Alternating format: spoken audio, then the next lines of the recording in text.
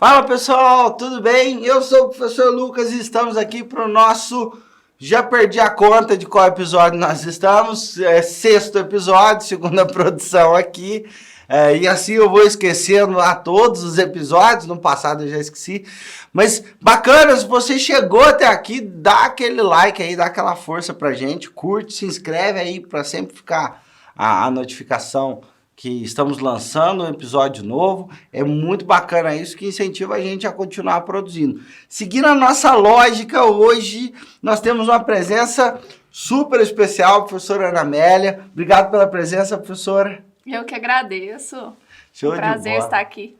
A professora Ana Amélia, além de professora, ela é também coordenadora aí das nossas relações internacionais, e é sobre isso que a gente vai conversar hoje, sobre intercâmbio, né, professora? Que é um negócio que assusta muita gente, mas antes da gente falar do intercâmbio em si, eu quero que você conte a sua história em relação ao intercâmbio. Fiquei sabendo que você já esteve aí no exterior, né? Como é que foi essa experiência? Como é que surgiu? Como é que você foi, né? Eu sempre gostei dessa área, né? Curiosidade em relação à língua. E eu estudava faculdade de tradução em francês e não tinha oportunidade, não tinha parceria, não tinha internacionalização na minha instituição. E eu estava decidida, porque era a minha profissão.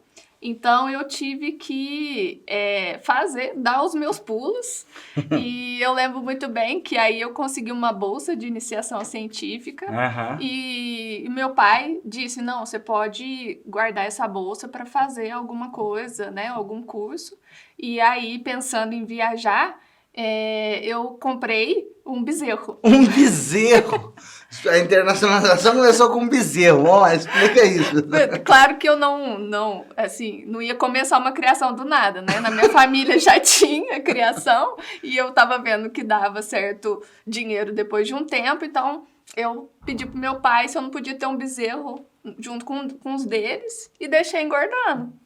Foi engordando. E aí eu me formei, comecei o mestrado e vi mesmo que eu precisava ir. E aí vendi o bezerro. Com a ajuda do meu pai também, né? Que complementando. Ajudou ali naquele ali. E aí, na época, o plano mais barato de intercâmbio, e foi pro caso da França, né? Era o au pair. Então, au pair é um tipo de intercâmbio para você trabalhar como babá. Ah, legal. Então, você mora com a família, se alimenta com a família, então não tem custo nenhum. Claro que existem as regras dos países, até quando você pode, né? Você pode ser au pair, mas tem que estudar ao mesmo tempo. Então, você não tem tanto investimento inicial, mas a passagem, né? E aí, eu fiquei 6 meses na França. 6 meses de babá. Babá de 3. França tem bastante filho, viu, gente? 3? A natalidade lá tá muito alta, 3, 4 filhos. E lá pode ser babá homem. Inclusive, para jogar futebol com as crianças, eu achava super diferente. Sensacional, gente, eu acho que eu vou tentar uma dessa. O problema é o francês, né? A professora acha ele meio complicadinho. Inclusive, a professora Ana Amélia me deu aula de francês no curso de gastronomia. Gente, passei na disciplina, fiz tudo direitinho. Passou apertado? Não, passei apertado no sentido de, meu Deus, que língua mais difícil, hein, professora? Você acha difícil? Eu achei bem. Nossa, dá uma palhinha, fala uma... Eu tenho trauma, moi, je préfère le français. Olha isso, gente. Parce qu'il est plus réglé que l'anglais. O francês, eu acho ele mais regrado do que o inglês. Na parte da pronúncia. É mais difícil, porque tem som que... como qualquer língua. Brasileiro não tem, né? Cada língua vai ter um som diferente, né? Então, depois que você aprende a correspondência, aí vai ser sempre a mesma coisa. Não é como o inglês, que às vezes é I, a, né? Depende, né? Então, eu achei mais fácil nessa parte. Show. E para leitura é muito similar, né? A forma como escreve, então dá para... né?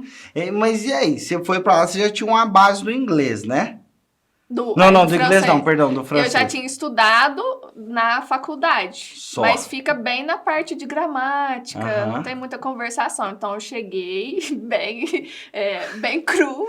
Passou aperto? Mas aí na família vai indo, o vocabulário acaba sendo o mesmo, né? Uhum. Aí depois de 5 meses na família, eu fui para a capital, cidade universitária. Capital não, para Lyon, que é uma cidade mais universitária. Passei aperto, parecia que eu estava chegando em novo país, porque as gírias dos jovens... Os dialetos e tudo mais. Aí eu tinha passado 5 meses com a família, era um tipo de linguagem que eu não tinha treinado ainda. E a família super paciente, te ajudando ali a reconhecer o idioma. E aí o vocabulário infantil, né? Mamadeira. Depois que eu fui, de fato, né, para os jovens e tal. E você ficou 6 meses na França. Legal, legal. O que te chamou mais atenção em relação à cultura da França é indiferente. É verdade que o pessoal não toma banho, professora? Essa questão do banho é polêmica, né? Mas eu acho assim, tudo, até os intercambistas que vêm, né? A gente tem um ego muito grande de achar que o nosso é o certo e rir do outro, né? Então, eu acho que o problema é a gente. É o brasileiro. É o brasileiro. Eu acho que é excesso de Anvisa, excesso de vigilância sanitária que deixou a gente muito cri-cri, não só em relação ao banho. Então, a gente fica assim num senso de higiene que fica meio doentio. Então, eu fui trabalhando isso. Porque qualquer país, assim, teve um país que, por exemplo, na França, você vai comprar um pão, por exemplo, eles pegam o pão e te dão na mão. E aí a gente tem essa questão da higiene. Se fizer aqui... Então, que você tem que ver como diferente e pensar, né, que é uma nova forma de viver, é uma nova cultura, né?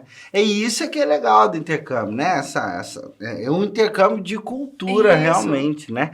E aí, não dá para deixar de perguntar, né?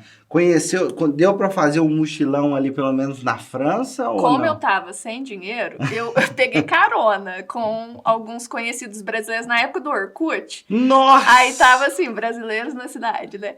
E aí a gente viajava de um dia só, porque não tinha dinheiro pro hotel, né? Então a gente foi pra Bélgica em um dia. Como eu morava na região da França com fronteira com a Alemanha, então já dava para pegar bastante país ali, né? Então fomos para Luxemburgo, Bélgica em um dia, e no outro a gente atravessou a Suíça, que é muito louco, porque muda muito o tempo. Às vezes estava nevando, passava um túnel de 400 quilômetros, de 14 quilômetros, e não tava, já tava o tempo bom. Outra rádio, outra língua, é uma coisa muito louca. Porque tem os cantões da Suíça, né? Então a gente entrou pelo cantão alemão e saiu no italiano. E aí os brasileiros, nossa, já chegamos na Itália. Que show! Na verdade, era o rádio, tava em italiano. E aí a gente parou na primeira cidade e falou, onde que é? Aqui é a Suíça ou já é a Itália? Porque a gente tava indo pra Itália, né? Não tinha GPS? Então, é bem antigo essa história. Não vamos ficar revelando a idade da professora aqui, ela não é velha, tá, gente? Agora, professora, apaixonado por comida, acho que dá pra ver, né, gente? Culinária francesa, sensacional. Gostei bastante. Ou sentiu falta da feijoada? Só que o famoso eu não comi, que é o escargot, né? Não, mas você não teve coragem ou não teve dinheiro? Não me ofereceram e eu também não ia pagar pra... Mas o que eu achei diferente é que vem de escargot congelado. Então, na seção da batata frita, você consegue comprar o escargot. Dá pra ver o escargot bonitinho lá. Tranquilinho, sensacional. Mas é similar à nossa culinária ou tem muita diferença? Assim, Brasil é bem centrado no feijão, né? Feijão tem que ter, então, feijão. Até os intercambistas falam, o que é isso? Vocês comem feijão todo dia, né? E aí, essa questão o intercâmbio cultural, porque aí você fica pensando, nossa, gente, minha mãe me obrigava a comer feijão todo dia. Pra ficar forte. Tipo, você tinha como verdade que você vai ficar desnutrido se não comer esse feijão, né? E todo mundo, o que faz, né? Eles comem outras fontes, mas não é uma coisa obrigatória, né? Como você tem como verdade. Então, aí você começa a ver, nossa, na França eu tenho que ir na seção de estrangeiros pra achar o feijão. Meu Deus, que então, show! Para fazer uma feijoada lá era difícil. E marcou, né, professor? Tenho certeza que ir para a França, né, estudar francês lá Foi uma experiência que marcou e hoje te possibilita oportunidades na carreira, certo? Com certeza. Potencializou ali a professora Ana Amélia. E aí hoje, professor, ainda é difícil, como antigamente, alguém precisa comprar um bezerro para ir para fora ou tá mais fácil? Hoje está mais fácil até pela forma de comprar, né? Então, como que você compra antigamente para comprar passagem? Era muito difícil, né? Tinha as agências, não, então você tinha que pagar uma taxa para ela comprar. Hoje em dia a gente já tem os sites virtuais, Compra você já tranquilo. consegue negociar onde você vai morar mais facilmente, né? Então tá mais acessível mesmo, assim. Eu acho que mudou mesmo em relação a 15 anos atrás. Professor, esconde, né, o tempo. Legal, legal, legal. É porque, assim, professora, até na minha época, não é 15, mas é não sei quanto tempo, também, acho que uns 9 anos aí, quase 10. Era um negócio inconcebível aí para quem não tinha grana para fazer uma viagem, a passagem de avião ainda era um negócio muito caro. E tem um desconhecimento muito grande por parte do pessoal da questão burocrática. É realmente muito difícil. O aluno, qual que é o primeiro passo dele? Quero ir, e aí? Então, aí a gente tem que se informar em relação ao que é solicitado em cada país. Então, primeiro de tudo é o passaporte, né? Dentro da América Latina, a gente consegue circular só desculpa, Latina não, o Mercosul. Dentro do Mercosul, a gente consegue circular com a identidade. Alguns países pedindo a identidade mais recente. Para turismo, mas no caso de intercâmbio, por exemplo, como o nosso aluno indo, a gente já tem que dar entrada no visto Mercosul. Então, aí a gente se informa dentro desse espaço.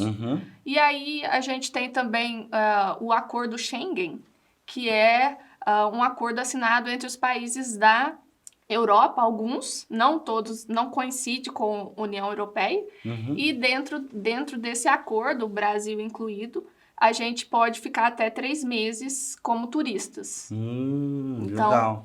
se você for fazer um curso de curta duração, dá para se encaixar ali dentro dos 3 meses. Senão, é preciso se informar. Geralmente, agora, é tudo por a primeira etapa online, para depois ver se precisa entrevista presencial ou não. Mas no Schengen, geralmente não precisa da entrevista presencial. Da entrevista. Né, por causa desse acordo. Show. Então, passaporte, o primeiro passo. Depois do passaporte, só ir. Se for mais de 3 meses, tem que verificar, né? Tá. No caso da Europa e do Mercosul também, são 3 meses, né? E verificar essa questão do visto. Como estudante, depende como que você vai. Você vai para ser aluno regular, aí a burocracia é muito maior, porque aí você vai ter que pegar o seu diploma daqui, do ensino médio, existe um acordo que chama Convenção de Haia, que se você autenticar no cartório aqui no Brasil, esse documento, por exemplo, um diploma, ele vale nos países do acordo assinado. Só que se for em outra língua, você vai ter que pedir para traduzir. O diploma. Se for em outra língua, você vai ter que contratar um tradutor juramentado, que é um tradutor público. Então, existe uma lista na junta comercial de cada estado que você pode contratar por folha, por lauda, né, para essa tradução.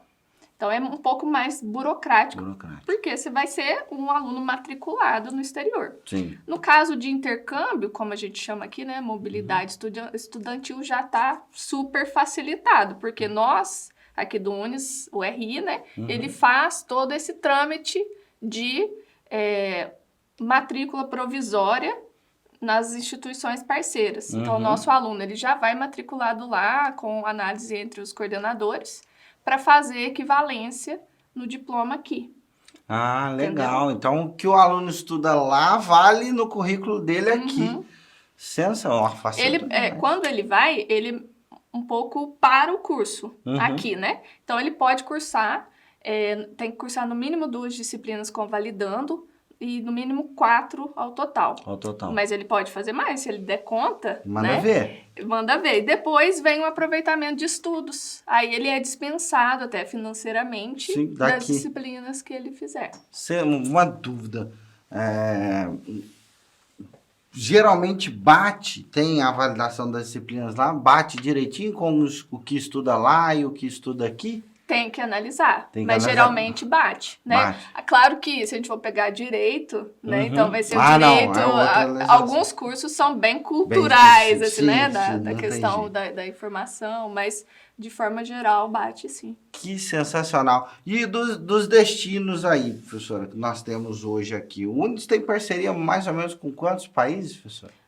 Em torno de 70 parceiros. Possibilidades, Uhum. alguns mais flexíveis, outros não. Isso, aí de mobilidade depende. Uhum. Cada semestre a gente tem a negociação com esses países, a gente oferta a nossa disponibilidade e eles as deles, Uhum. né? Então, às vezes o acordo, ele é mais amplo. Uhum. Pode ser, por exemplo, para troca de aulas, né?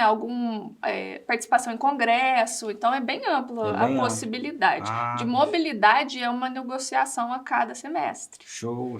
E aí, o mínimo de abertura de mobilidade é a isenção das taxas. Então, o Unis isenta aqui e a parceira isenta lá.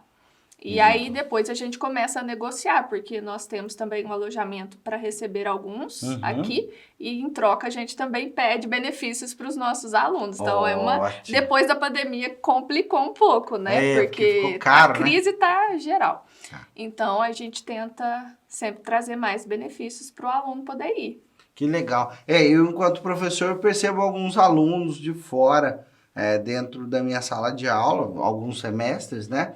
Hoje, mais ou menos, nós estamos recebendo uma delegação de quantos alunos aí? 7 alunos. 7 alunos hoje. Já teve mais antes da pandemia, né, professora? Eu lembro disso. Em torno de 40. Olha. E enviamos quantos, em média, aí? Nessa média mesmo, de 7. Mas a gente tem um problema aí, vamos pensar, que a gente, às vezes, abre oportunidades dentro da América Latina que os alunos não se interessam. Não anima Não, eu não sei se é aquele sonho da Europa, né? Mas a gente tem instituições parceiras, no mínimo, né? Do porte do Unis para mais. E às vezes a vaga, às vezes com alojamento, fica sem preencher. Não sei se é por questão cultural, de estereótipo, né? De achar, não quero ir para América Latina, alguma coisa. E a América Latina é tipo. sensacional. Culturalmente, né? Nossa, nós fomos a Bolívia. Assim, você tá em outro mundo, né? No Congresso Internacional lá, a gente fez um passeio legal para conhecer e tal. Então, é outro mundo, né? De curiosidade. A língua, o espanhol, né? É diferente de um país para o outro também, né? E é mais necessário para nós aqui, se formos pensar, né? Sim. Eu morro de vontade, professor, de conhecer a Colômbia. Nossa, a Colômbia, a gente tem parceiros bons lá. Sim. E eles estão bem, assim, antenados com a internacionalização, querendo projetos. É um dos mais, assim, frequentes contatos nossos. Sensacional. E isso é uma jogada... eu não fiz intercâmbio, professor, mas eu imagino que a ideia de viver a cultura de um outro país relacionada à sua profissão, eu entendo que isso agrega demais, não só no currículo, mas no crescimento profissional. É isso que os alunos dão de retorno quando voltam de um país? Isso. Eles relatam muito, né, novas perspectivas de ver o mesmo conteúdo ou práticas diferentes, né? Então, a gente tem um tipo de metodologia nossa que virou Unis, né? E os intercambistas elogiam bastante da descontração dos professores, né? De que o professor, ele quer ajudar. Então, alguns países têm metodologias mais tradicionais. Questão cultural também é preciso ficar atento, né? Que a gente acha que oi, professor, né? Então, em alguns países ainda tá como antigamente, né? Professor, doutor e tal. Aquele distanciamento de tratamento formal. É formal como Isso, professor. aham. Que sensação, olha pra você ver aspecto cultural, faz tudo. Que é um dificultador muitas vezes também, professor. Inclusive, teve uma vez no RI que a gente esqueceu de colocar o professor doutor. E às vezes e responderam, eu sou a professora doutora. Né? Então tem toda essa questão cultural e formal do mundo acadêmico. E a gente Sim. acha que acabou, mas na verdade a gente é a Ainda nossa cultura que está mais que tá flexível e não está assim. Todos têm as suas competências, né? E não precisa. não é sensacional, sensacional. E eu imagino que assim, o aluno deve passar alguns perrengues. Você tem alguns relatos aí, professor, de alguns alunos que foram e passaram ali, não digo perrengue ruim, né, mas de uma situação complicada que ele ficou sem o que. Cultural, não estou lembrando aqui, mas Não, qual no geral. perrengue que nós já passamos aqui? As alunas chegaram ao Paraguai e estava tendo greve de transporte. Nossa! Aí foi um caos para tentar chegar à cidade da parceira, né? Que era em torno de 3 horas da fronteira. Nossa! Então foi bem assim tenso e também uma das alunas teve problema com o cartão. Colocou o dinheiro no cartão O cartão não e passava. o cartão não passava e nós tentávamos, ela foi no banco correspondente lá e não conseguia. E a gente sempre orienta a ter o cartão internacional, não do banco, mas existem outros de viagem, né? Sim, Que é sim. mais flexível, depósito, retirada. E aí travou a senha dela. Nossa! Todo o dinheiro dentro daquele cartão para movimentar foi assim, uma burocracia. Terrível. Ai, são detalhes interessantes, né? Porque como é que você vai fazer com o seu cartão lá fora, né? Telefone também, eu acho que é uma coisa que precisa avisar a operadora para poder funcionar. Então, aí a gente tem os RIs, né? Então, por exemplo, eu não conheço muito das parceiras, porque os RIs de lá acolhem e direcionam. Então, legal. aqui no Brasil que a gente direciona. Entendi. Por exemplo, aqui, chega em Varginha, é o caos, porque o Uber não funciona muito, né? E aí o Metamóvel só aceita CPF. E eles não têm Cadastrar. CPF. Aí tá no momento de cadastrar o CPF, aí a gente tem que ficar buscando aplicativos para eles. Então tem questões aqui mais que a gente conhece, mas é aqui do Brasil em relação aos outros também, né? Sensacional, sensacional. E qualquer aluno pode ir, professora? Como é que funciona? Já que nós temos esse benefício para os alunos aí. Qualquer aluno, qualquer modalidade. A gente não faz distinção de modalidade, se é EAD, qual unidade do grupo Unis. A gente verifica qual curso está sendo ofertado, vem uma convocatória e a gente faz a análise de quais cursos tem para convalidar. E a gente, a cada edital, para cada parceira, a gente divulga, assim, uma leva de editais, 15 editais, porque cada parceiro tem as suas regras. Então, a gente tem que fazer um edital direcionado. Então, como resolução do Unis, não pode ir aluno concluinte. Então, ele não pode estar no último período durante o intercâmbio. Então, para se candidatar, tem que estar no ano anterior. No ano anterior. Né? E todo semestre tem edital? Tem edital. Em relação ao primeiro período, a gente vai depender do edital. Mas, em geral, como uma das etapas de análise é nota, é uma média do aproveitamento, se não tem histórico, a gente deixa como lista de espera. Se não houver veterano, claro que o veterano vai sair, tem que ter uma prioridade, porque ele vai sair antes, né? Sim. E então a gente deixa como uma lista de espera mesmo. Que show, sensacional, sensacional. Mas, professora, existe uma insegurança muito grande dos alunos hoje ou o pessoal tá aventureiro? O que você sente do jovenzinho, nosso aluno hoje aí? Porque me dá um pouco de medo de sair de casa. Na minha casa, não moro mais com meus pais, mas sair da minha casa e ir para um lugar, língua diferente, país diferente, não conheço nada. É o conforto, né? A zona de conforto. Eu acho que são perfis diferentes, nós temos todos, né? Porque nós temos o perfil trabalhador, que a gente já está analisando para ter novas formas de intercâmbio. Porque 6 meses para ele não é válido muito. deixar o trabalho para fazer Sim. a experiência internacional. Então, a gente já está direcionando para esse perfil também. E temos os jovens, né? Então, a gente vê muita abertura, muito, né, interesse em aprender mesmo. Não tem tanta restrição. Acho que o perfil é um perfil bom para a experiência internacional. Legal, legal, legal. É uma realidade fantástica de ir para outro país. Essa ideia de Europa é muito bacana, primeiro mundo, mas eu concordo contigo que a América Latina como um todo, tá? Do Sul, né, também. O Chile está prosperando, né? Em termos de educação, né? Acho que é uma grande oportunidade para os alunos. E eu acho que você, se está em dúvida, pode ir embora.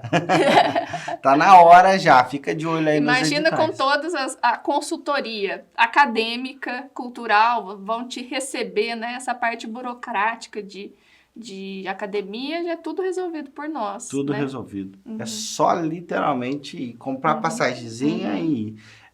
acho que esse é um momento... o mundo está cada vez mais globalizado, né? E essa ideia de uma outra língua acaba sendo um diferencial para o currículo, né, professor? Você fala francês, acabamos de comentar aqui que ambos estão estudando inglês, que é importante, né? Mas hoje o mercado, na tua percepção, ele destaca mais aquele indivíduo que tem uma segunda língua, que já teve uma experiência internacional, ou normal? Eu acho que com o conhecimento da língua, a nossa comunicação é outra. Não é só assim, essa língua específica. Mas por eu ter francês, eu não sabia espanhol. Então aqui eu só lido com parceiras em língua espanhola, na maioria das vezes. Então, eu tenho uma maleabilidade para me virar nos 30. Ótimo. Então, a nossa comunicação é super interessante, porque todo mundo em seu país fala a língua nativa nas negociações dos RIs. Sim. E a gente vai colocando o que já deu problema, ou o que acha que vai dar problema. Então, às vezes, por exemplo, vocabulário de acadêmico, né? Matéria. Então, eu já sei que matéria, em alguns países da língua espanhola, vai ser a assinatura. Então, eu já ponho matéria meio misturado com assinatura.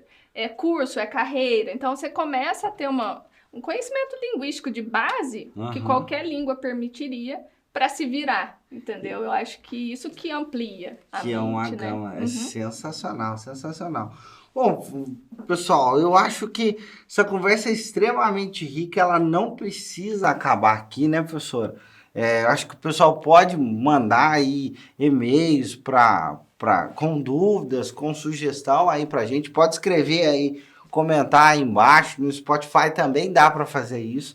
A gente passa pro RI e tira as dúvidas de vocês. Professora, quer mandar um recado para a galera que está ali nos assistindo, para os nossos alunos, futuros alunos, para ir embora, para ir viajar tranquilamente? Eu acho assim que muitos não conhecem os benefícios, né?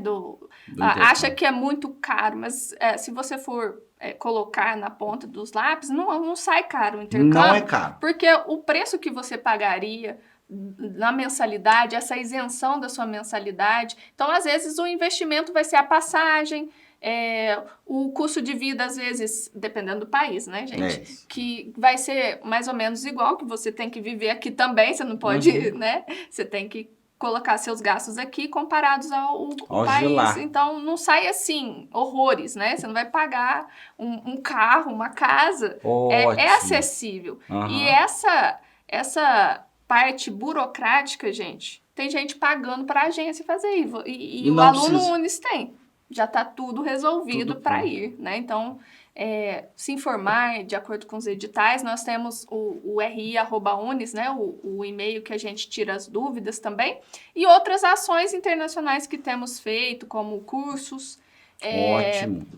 Algumas parceiras também divulgam cursos gratuitos, a gente replica também como oportunidades. Tem o Congresso Internacional que vai acontecer agora, né? Isso. E ele é aberto para toda a comunidade ou não? Nós temos 2 congressos internacionais agora, né? Em maio, aqui em Varginha, e também em formato híbrido, junto, né, com Semana da IAD, é aberto para toda a comunidade. Então, estamos trabalhando para trazer palestras diferentes, né, nessa temática de inclusão e diversidade. Ótimo. E tem o congresso na Argentina, da Rede Acinet. Então, a Rede Acinet é uma rede internacional de parceiras, e que foi fundada pelo UNES, né? Um dos fundadores foi o UNES. E a cada ano nós temos o congresso itinerante, vai mudando de país. De país. Então, esse ano é na Argentina, em junho. Em junho, sensacional. Então, também dá para você participar para já ir acostumando com a outra língua, né? Quem sabe? E é bacana porque, de novo, né? Não só o aspecto cultural, mas de vivência de diversos países acabam influenciando no entendimento, né? Na percepção daquele aprendizado. Eu acho que super compensa. Professor, eu quero te agradecer imensamente por esse bate-papo aqui. Espero que tenha sido proveitoso. Está convidada a voltar para a gente falar mais de intercâmbio aí. Quem sabe da próxima vez ela traz o intercambista para a gente conversar com o intercambista. Vamos combinar, sim. Nossa, é um prazer. É uma temática assim que me fascina, sou apaixonada mesmo. Mesmo antes de eu estar como coordenador da RI, eu já fazia o serviço de estimular, de fazer recepções para os alunos, né? Então, é uma coisa que me apaixona mesmo. É um prazer o RI estar de portas abertas para mais projetos e interações. Sensacional. Gente, muitíssimo obrigado. E é claro, a gente se encontra na próxima quinta, beleza? Valeu, um abraço.